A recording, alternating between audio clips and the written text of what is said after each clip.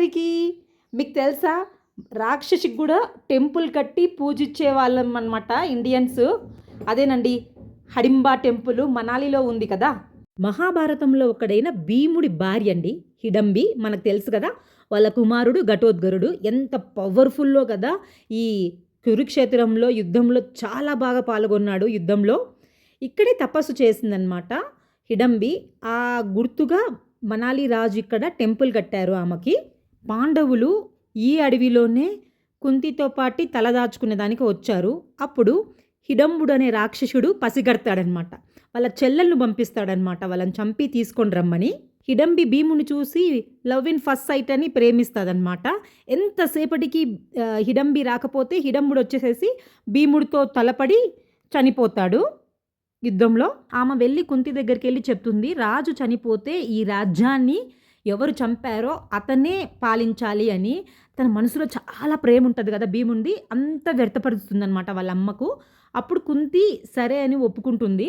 కానీ ఒక షరతు, 1 సంవత్సరం కన్నా ఎక్కువ నీతో ఉండడు, అది కొడుకు పుడతానే వెళ్ళిపోతాడు అంటే సరే అని ఒప్పుకుంటుంది. చూడండి టెంపుల్ ఎంత చక్కగా ఉందో. ఇక్కడ మనాలి డ్రెస్సెస్ వేసుకొని ఫొటోస్ వీడియోస్ షూట్స్ తీసుకుంటూ ఉంటారు. చూడండి ఎంత బాగుందో, గేమ్స్ ఆడుకునేదానికి పిల్లలకు అంతా. అలా వెళ్తూ ఉంటే షాపింగ్ కూడా చేయొచ్చు. వులన్ డ్రెస్సెస్, క్యాప్స్ అన్నీ ఉంటాయి. ఇప్పుడు మనం వచ్చి ఘటోద్గరుడు టెంపుల్కి వెళ్తున్నాము, దారిలో అనమాట ఇవన్నీ షాపింగ్ అంతా. ఇది ఘటోద్గరుడు టెంపుల్.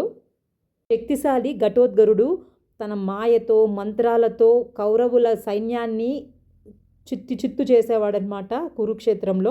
కౌరవులు కర్ణుడిని కోరుకుంటే కర్ణుడు అర్జునుడి కోసం తీసుకున్న అస్త్రాలను ఉపయోగించి అతనిని చంపేస్తాడు.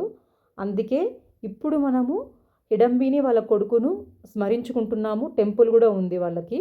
ఏ జవానీ హాయ్ దివానీ మూవీ తీశారు ఇక్కడ, ఎగ్జాక్ట్గా రోజా మూవీ కూడా తీశారు ఈ టెంపుల్లో. ఈ టెంపుల్ బ్యాక్ సైడ్ మంచి పార్క్ ఉంది.